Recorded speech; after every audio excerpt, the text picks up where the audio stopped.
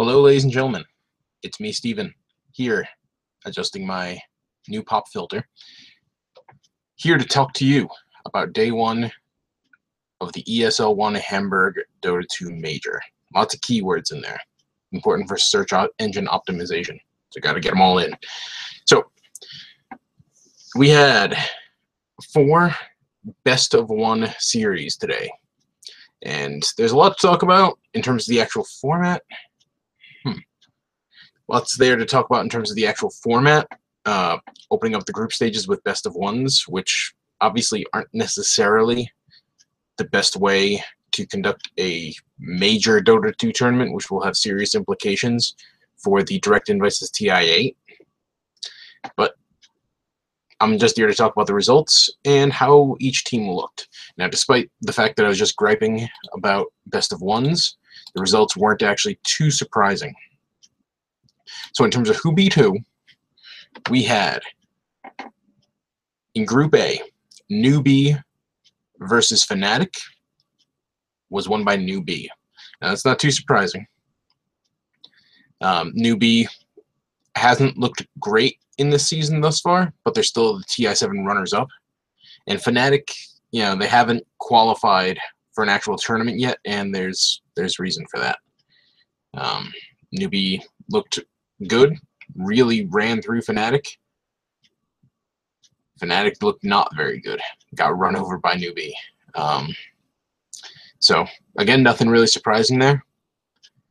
They go on to the lower bracket tomorrow, where they will face Evil Geniuses, in fact, who played earlier today against Team Secret and had a really, really ugly kind of just collapse. You know, they had 28 strong minutes against Team Secret. They were ahead by a huge margin. I think something like 16-3 in kills, and had a similarly, strong lead in both experience and net worth. But then Team Secret ended up taking a big team fight at Roche, turned that into a lane of barracks, and then EG just kind of folded from there. It was a really, really ugly loss. And if you are a fan of Evil Geniuses, you might want to be concerned. They had a very bad showing at TI7. They had a not that great showing last week at the PGL Open Bucharest. And now they looked pretty bad against Team Secret at ESL One Hamburg. So, not looking great for them. They will play Fnatic in the losers bracket tomorrow in a best-of-3 series, I believe. And if they can get through that, then they should, be in a position to maybe get some points. But there's cause for concern when it comes to EG right now, and they are probably very anxious for that next patch to drop. Over on Group B, that was the end of Group A. Now Group B, we had Team Liquid versus SG eSports. SG eSports and whatever South American qualifying team ends up competing in any given tournament should be looked at as a favorite to wash out in the group stages, and they looked to that part today.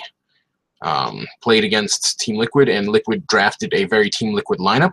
They had Kuroki on Chen, they had Matumba Man on Broodmother, and that was good enough to win TI7, and it was good enough to beat SG eSports here. They ended up getting a very early lead and didn't really go for the coup de grace early. They instead just kind of boa constricted SG eSports for 30 minutes and sucked the life out of them. Took a fairly straightforward win. And finally, today was Virtus Pro versus Keen Gaming. That was another game that was really lopsided on paper and was just as lopsided in execution. So, Virtus Pro is still a phenomenal team by all accounts. They actually had to work their way through the qualifiers to get into Hamburg, but Keen Gaming had a lot to prove here. Virtus.pro didn't. Keen Gaming made their way through the Chinese qualifiers somehow. Ended up beating out Invictus Gaming, IG Vitality, LGDFY, LGD. That's a who's who of top-end Chinese teams, and they ended up making their way into this event. And a lot of people called it a fluke, and it kind of looked like it today. They had a reasonably competitive laning stage against Virtus.pro, but once the laning stage ended, man, Virtus.pro just chewed them up in team fights. Pretty much every exchange was either a 3-for-1 or a 4-for-1 or a 3-for-0. Like, they kept, anytime the two teams came together, Virtus.pro just ended up really making them pay for it. Keen Gaming ended up going on kind of the offensive at about 15 minutes, pushing for a tier 2 tower. Kind of got cocky maybe a little bit, and yeah, that was just the beginning of the end for them. And after the 15-minute mark, Virtus.pro just smacked them and smacked them and smacked them. And that's kind of how the game just ended.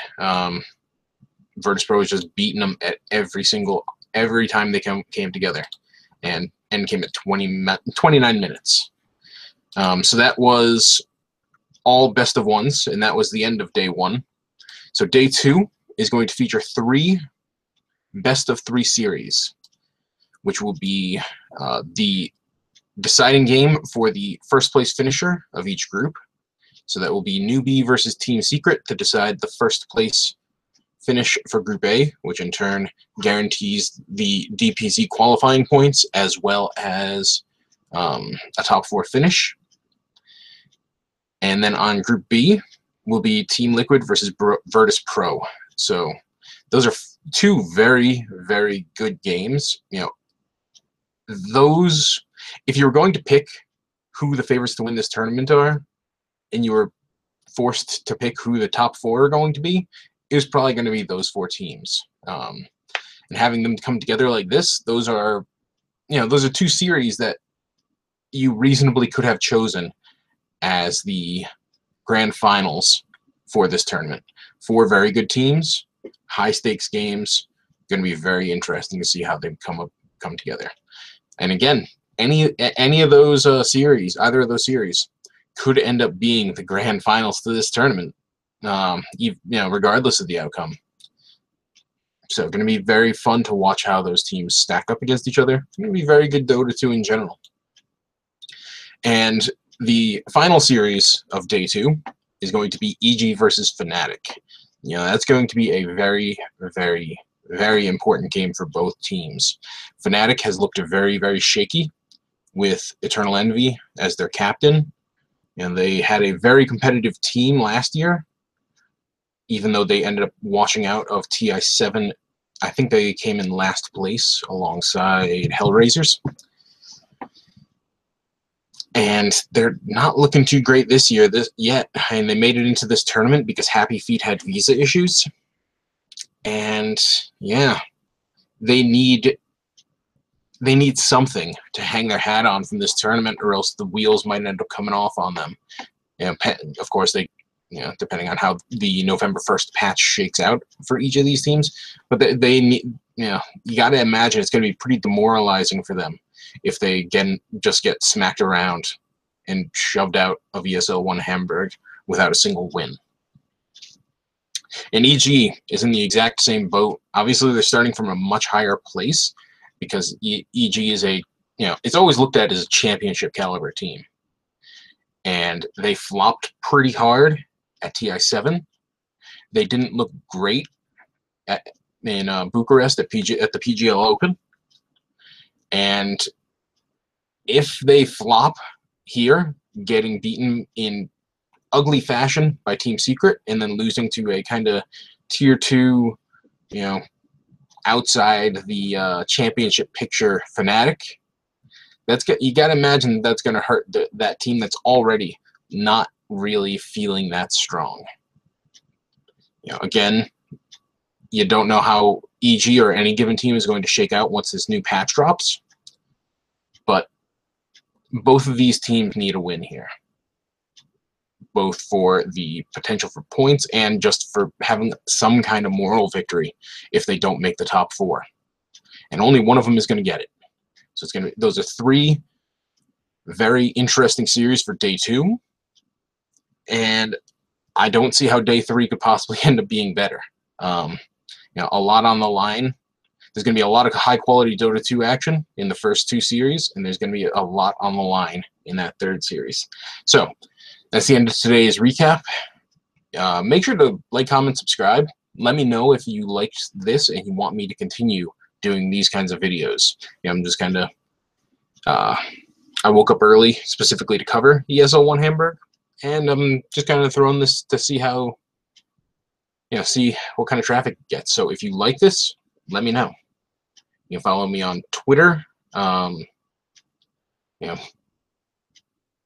I'll add my handle to the description.